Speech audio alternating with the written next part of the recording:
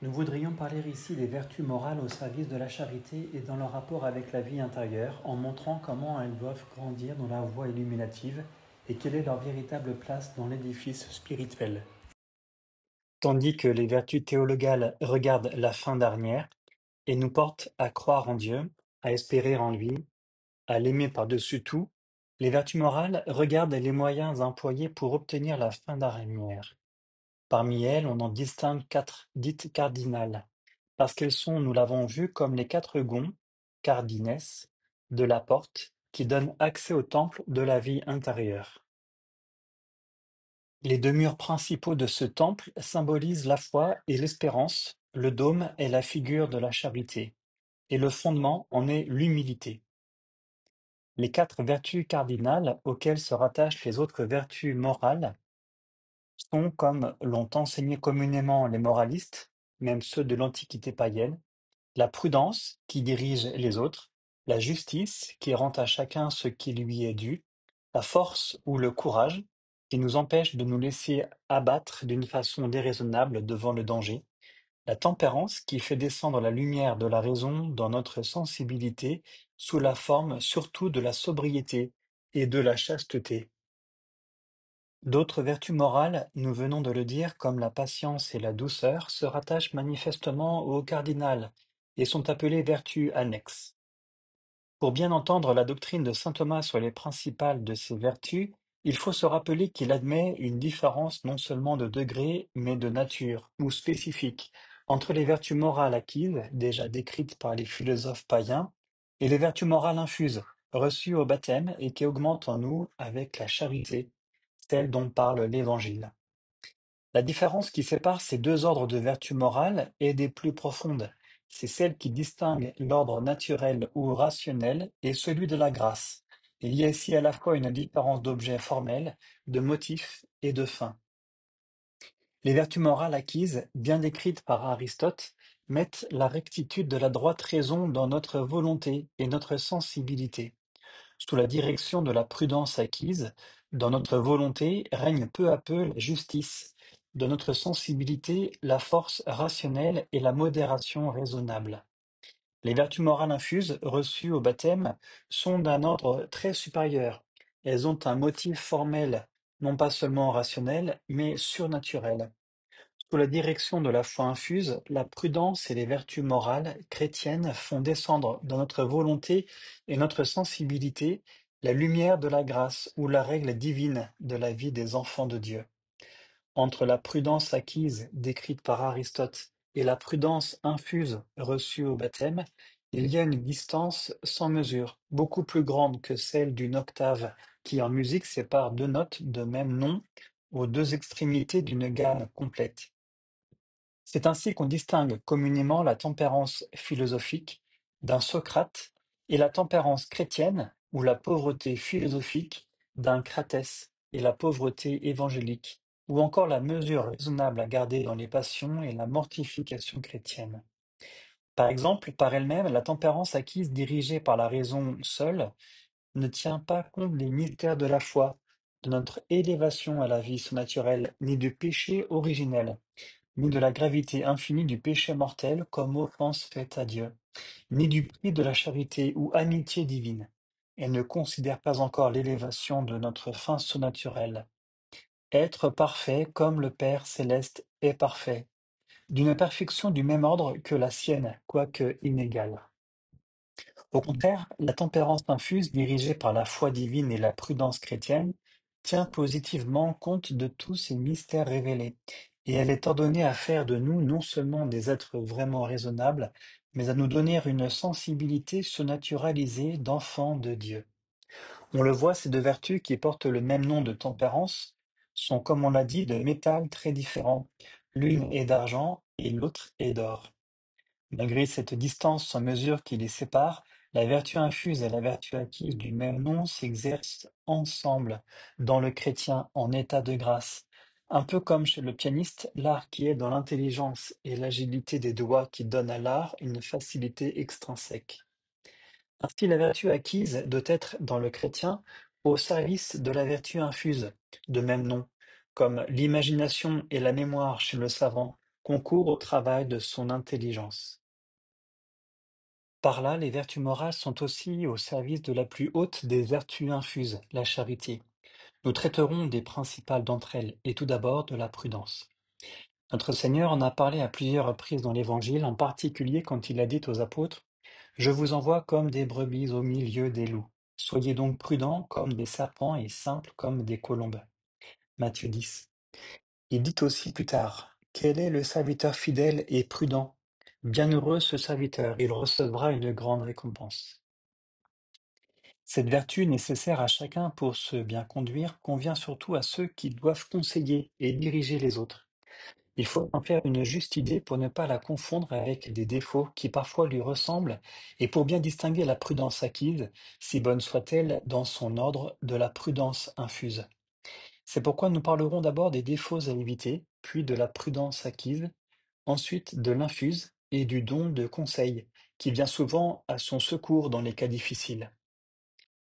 Les défauts à éviter. On voit mieux le prix de la vertu par les inconvénients des défauts contraires qui sont souvent assez manifestes.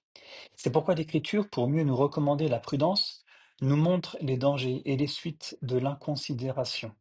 Elle nous parle des vierges prudentes par opposition aux vierges folles.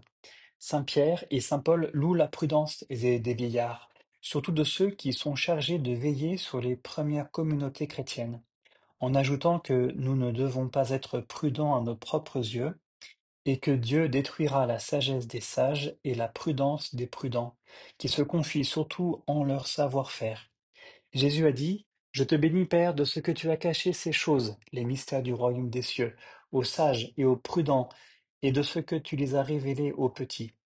C'est donc qu'il y a ici deux défauts contraires à éviter: d'une part, l'imprudence, l'inconsidération, la négligence à considérer ce qu'il faudrait, la précipitation du jugement, et d'autre part la fausse prudence ou prudence de la chair, appelée souvent la ruse ou même l'astuce, qui ne poursuit qu'une fin inférieure, toute terrestre. Elle cherche non pas le bien honnête, objet de la vertu, mais le bien utile, comme l'argent, et elle montre beaucoup de rouerie et de fourberie pour se le procurer. C'est l'habileté des malins, qui ne sauraient entrer ainsi dans le royaume des cieux. Cette fausse prudence est une sottise et une chimère, comme le dit souvent saint Paul. Quant à l'imprudence, à l'inconsidération, elle retarde beaucoup le progrès spirituel, et parfois le retarde en voulant le précipiter. C'est le cas de ceux qui brûlent les étapes, qui veulent arriver tout de suite à l'union divine, sans passer humblement par les degrés inférieurs indispensables, comme si l'oiseau voulait voler avant d'avoir des ailes, ou comme si l'architecte voulait construire les flèches d'une église avant d'en avoir établi les fondements. Ces imprudents lisent par exemple trop tôt et trop vite, avec avidité et de façon superficielle, les livres mystiques, sans se mettre à pratiquer sérieusement la vertu. Ils effleurent les choses les plus belles de la vie spirituelle et ils ne s'en nourriront peut-être jamais. C'est comme s'ils cueillaient sur un arbre fruitier les fleurs qui doivent donner les fruits, sans s'apercevoir qu'ils empêchent ceux-ci de se former. Plus tard, à l'âge où il conviendrait de lire avec profit les grands auteurs spirituels, ils diront peut-être: C'est inutile, je les ai lus déjà, je les connais. Et ils n'en ont qu'une connaissance lamentablement superficielle. C'est l'imprudence des vierges folles, le manque de discrétion dans la vie spirituelle. Pour éviter ces défauts opposés les uns aux autres, d'imprudence et de fausse prudence, il importe de considérer ce que doit être la prudence infuse ou chrétienne, et ce que doit être aussi la prudence acquise, qui est au service de l'infuse, comme l'imagination et la mémoire, au service de l'intelligence. Pour suivre la marche ascendante, nous parlerons d'abord de la prudence acquise, puis de l'infuse, et enfin du don de conseil. La prudence acquise est le gouvernement de soi-même. La prudence acquise, qui a pour objet le bien honnête au-dessus de l'utile, est une vraie vertu, distincte de la fausse prudence ou prudence de la chair dont parle saint Paul. Elle se définit recta ratio agibilium, la droite raison qui dirige nos actes. Elle est appelée auriga virtutum, le conducteur des vertus morales. Elle dirige en effet les actes de la justice, de la force, de la tempérance et des vertus annexes. Elle détermine la mesure à garder ou le juste milieu rationnel, qui est aussi un sommet au milieu et au-dessus de toute déviation déraisonnable par défaut ou par excès. Ainsi la prudence détermine le juste milieu de la force au-dessus de la lâcheté et de la témérité, qui porterait à s'exposer à la mort sans motif raisonnable. Aristote déjà parlait de mésotès, juste milieu, et acrotès, sommet. Cette vertu de prudence acquise, bien décrite par le même Aristote, procède sous la lumière de la raison naturelle et de la science morale, et elle fait descendre cette lumière rationnelle dans notre sensibilité, dans notre volonté et toute notre activité. Mais pour déterminer le juste milieu raisonnable dans les diverses vertus morales, la prudence suppose ces vertus, comme le cocher a besoin de chevaux bien dressés. Il y a un rapport mutuel entre la vertu qui dirige et les autres, elles grandissent ensemble. Ne l'oublions pas, nul ne peut avoir la vraie prudence acquise, distincte de la ruse et de l'artifice, s'il n'a pas à un degré proportionné la justice, la force, la tempérance, la loyauté, une vraie modestie. Pourquoi? Parce que, comme disaient les anciens, qualis unusquisque est talis, finis videtur ei conveniens. Chacun juge du bien à réaliser selon les dispositions subjectives de sa volonté et de sa sensibilité. L'ambitieux juge bon ce qui flatte son orgueil, tandis que l'homme sincèrement modeste aime à faire le bien en restant caché. Celui qui est dominé par l'ambition peut avoir beaucoup de ruse et de finesse, et ne saurait avoir la vraie prudence acquise, ni à plus forte raison l'infuse. C'est pourquoi saint Thomas dit que le jugement de la prudence est pratiquement vrai par conformité à l'intention droite de la volonté. De plus, la prudence doit non seulement bien juger, mais commander efficacement les actes vertueux de justice, force, tempérance. Et elle ne peut les commander ainsi que si la volonté est droite et efficace, rectifiée par ses vertus mêmes. Il y a ainsi vraiment un rapport mutuel entre la prudence et les vertus morales qu'elle dirige. La vraie prudence acquise ne peut exister sans les vertus acquises de justice, de force et de tempérance. C'est déjà quelque chose de très beau, cette rectitude de la conduite morale. Il suit de là que chez l'homme en état de péché mortel, qui manque gravement soit à la justice, soit à la force, soit à la tempérance, soit à une autre vertu, la vertu de prudence acquise ne peut être qu'à l'état de disposition peu solide, facile mobilis, car la volonté de cet homme est détournée de la fin dernière. Pour que la vertu acquise de prudence soit à l'état de vertu stable, difficile mobilis, et vraiment fermement connexe avec les autres vertus morales, il faut avoir la charité. Il faut efficacement aimer Dieu, notre fin dernière, plus que nous. Cette prudence acquise nous conseillera bien des choses que la raison naturelle peut par elle-même connaître. Elle nous préservera de l'impulsivité, elle dominera notre tempérament, elle nous dira de ne pas suivre les fantaisies de notre imagination, les caprices de notre sensibilité. Elle nous rappellera qu'il faut nous en remettre au jugement de ceux qui sont plus éclairés et plus expérimentés, qu'il faut obéir à ceux qui ont autorité pour commander. Elle nous guidera pour traiter avec les différentes personnes en tenant compte de leur tempérament et de leur caractère. Mais si parfaite qu'elle soit, cette prudence acquise, qui est d'ordre naturel ou rationnel, ne peut par elle-même juger comme il faut de la conduite surnaturelle à garder dans la vie chrétienne. Pour cela, il faut la prudence infuse, qui est celle que recommande l'Évangile. Cette vertu nous a été donnée par le baptême. Elle grandit en nous avec la charité, par le mérite et par les sacrements, par la communion. Elle nous donne par elle-même une facilité intrinsèque pour bien juger pratiquement des choses de la vie chrétienne, et son exercice est extrinsèquement facilité par la prudence acquise qui s'exerce en même temps. Cette prudence infuse fait descendre dans les actions de notre vie quotidienne la lumière de la grâce et de la foi infuse, comme la prudence acquise y fait descendre la lumière de la droite raison. Chez certains chrétiens très raisonnables, on voit surtout la prudence acquise. Chez d'autres, plus surnaturels, on voit surtout la prudence infuse. On voit par là que c'est une grande vertu, supérieure à toutes les vertus morales qu'elle dirige. Elle doit évidemment se trouver surtout chez ceux qui ont à conseiller les autres et à les diriger. Il ne s'agit donc pas ici de cette prudence négative qui conseille presque toujours de ne pas agir, de ne pas entreprendre de grandes choses, et cela pour éviter des difficultés et des ennuis. Cette prudence, qui a pour principe pas d'affaires, est celle des pusillanimes. Après avoir dit le mieux est quelquefois l'ennemi du bien, elle finit par dire le mieux est souvent l'ennemi du bien. Une telle prudence négative confond avec le médiocre le juste milieu de la vertu morale, qui est aussi un sommet au-dessus des vices contraires. La médiocrité, elle, est un milieu instable entre le bien et le mal.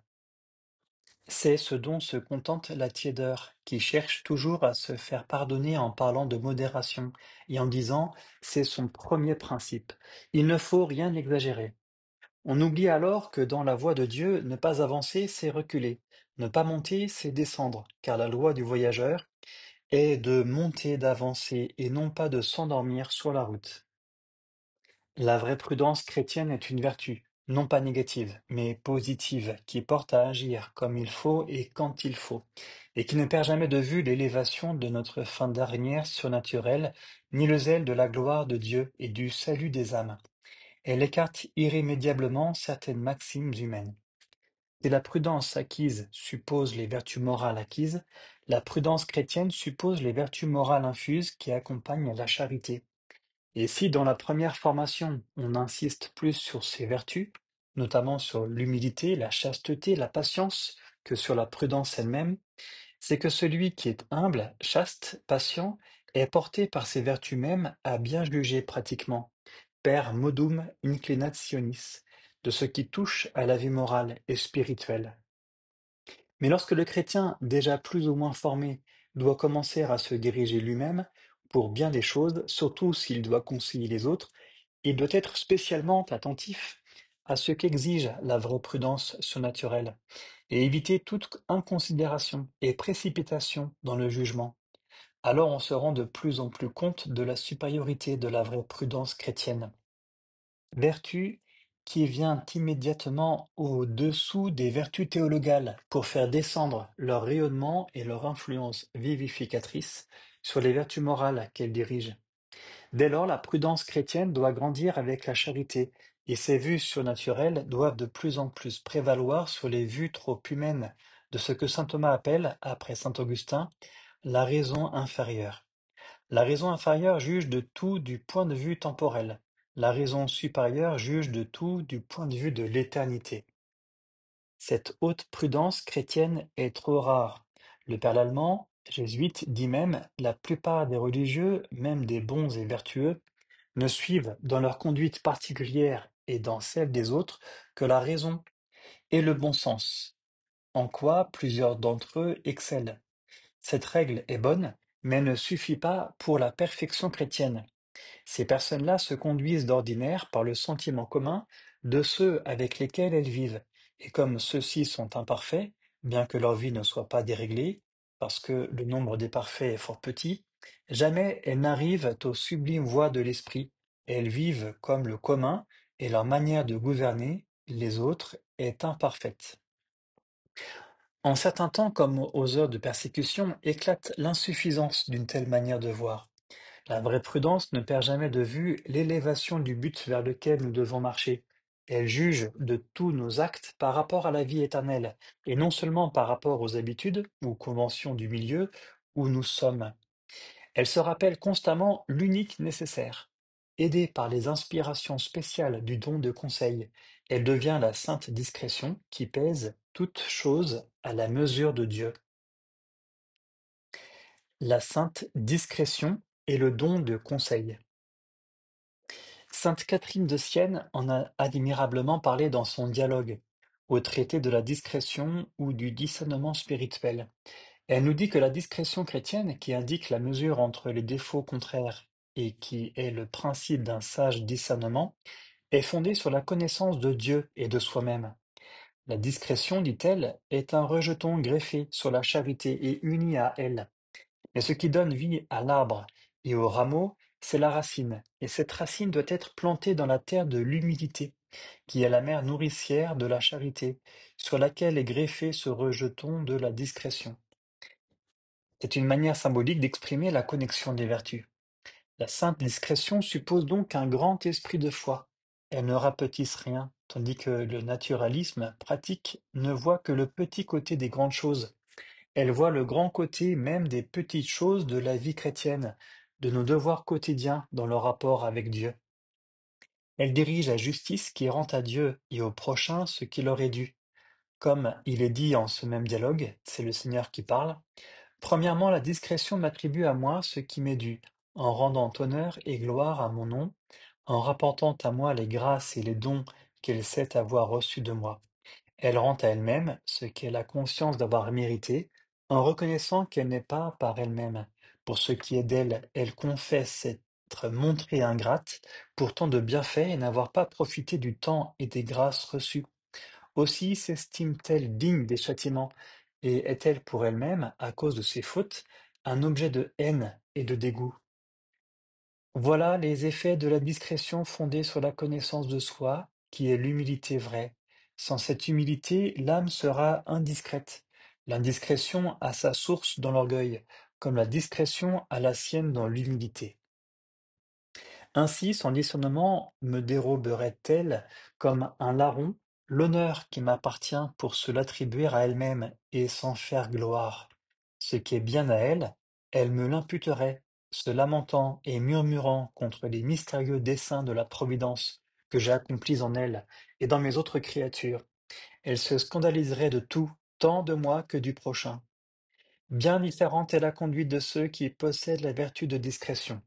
Après avoir rendu ce qu'ils doivent à moi et à eux-mêmes, ils rendent ensuite au prochain ce qu'ils lui doivent, principalement en lui donnant l'affection qui procède de la charité et l'humble et continuelle prière à laquelle tous sont tenus les uns envers les autres. Puis ils s'acquittent de leurs dettes envers lui par leur doctrine, par l'exemple d'une vie honnête et sainte, par leurs conseils et les secours dont le prochain a besoin pour faire son salut. La sainte discrétion est ainsi la lumière qui règle les vertus. Elle mesure les actes de pénitence extérieure et ceux du dévouement au prochain, tout en nous rappelant que notre amour de Dieu doit être sans mesure et doit ici-bas toujours grandir. Loin d'être une vertu négative, elle est au service de la charité, la vertu qui tient les rênes de la vie morale, qui dirige la justice, la force, la tempérance, pour persévérer dans le bien, pour faire connaître Dieu et le faire aimer. La prudence chrétienne conserve ainsi avec la charité la connexion de toutes les vertus. Lorsque cette grande prudence chrétienne est éclairée par les inspirations spéciales du don de conseil, qui lui correspond, alors elle se concilie fort bien, comme le demande notre Seigneur, avec la simplicité de la colombe, avec la parfaite droiture qui n'est point naïveté, qui garde le silence sur ce qu'il ne faut pas dire, mais qui ne parle jamais contre la vérité. Il faut être maître de sa langue et savoir défricher son caractère. Ce don de conseil vient au secours de la prudence, surtout dans les circonstances difficiles et imprévues, pour concilier parfois dans un même mot ou un même geste des vertus en apparence opposées, comme la fermeté et la douceur, ou encore la véracité et la fidélité à garder un secret. Selon saint Augustin et saint Thomas, ce don de conseil correspond à la béatitude des miséricordieux, pour deux raisons. Premièrement, il faut être miséricordieux pour savoir donner comme il convient un conseil salutaire à ceux qui en ont besoin, un conseil qui porte vraiment, qui ne les rebute pas, mais qui relève avec force et douceur. Et en second lieu, lorsque notre prudence hésite, dans des circonstances difficiles, entre la rigueur de la justice à observer et la miséricorde qui ne saurait être oubliée, le don de conseil nous incline généralement vers la miséricorde, qui va relever le pécheur et qui le fera entrer peut-être de nouveau dans l'ordre de la justice. Il y entrera parfois avec une sincère et profonde contrition et réparera ainsi l'ordre violé beaucoup mieux qu'en portant le châtiment avec moins d'amour. On voit par là l'élévation de la prudence infuse. Nous la verrons mieux encore en parlant de la simplicité chrétienne, qui doit lui être toujours unie. On saisit dès lors l'importance de la morale de Jésus. Matthieu 24, 45. Quel est donc le serviteur fidèle et prudent que son maître a établi sur les gens de sa maison pour leur distribuer la nourriture en son temps? Heureux ce serviteur que son maître à son retour trouvera agissant ainsi. En vérité, je vous le dis, il l'établira sur tous ses biens. Ces paroles s'appliquent à tout chrétien, fidèle et prudent, spécialement à ceux qui doivent conseiller les autres, aux chefs de famille, aux pasteurs, aux évêques, aux grands papes. Ils recevront une haute récompense à laquelle il est fait allusion dans l'Ecclésiastique 44, 1 à 16, où on lit l'éloge de la sagesse et de la prudence des patriarches, et dans la prophétie de Daniel 12, 3, où il est dit: Ceux qui auront été sages de la sagesse de Dieu et fidèles à sa loi brilleront comme la splendeur du firmament, et ceux qui en auront conduit beaucoup par la justice seront comme des étoiles, éternellement et toujours. Rappelons-nous que la fausse prudence est d'étain, la vraie prudence acquise est d'argent, que la prudence infuse est d'or, que les inspirations du don de conseil sont de diamant, de l'ordre même de la lumière divine. Qui sequitur me non ambulat in tenebris, sed habebit lumen vitae. Qui me suit ne marche pas dans les ténèbres, mais il aura la lumière de la vie.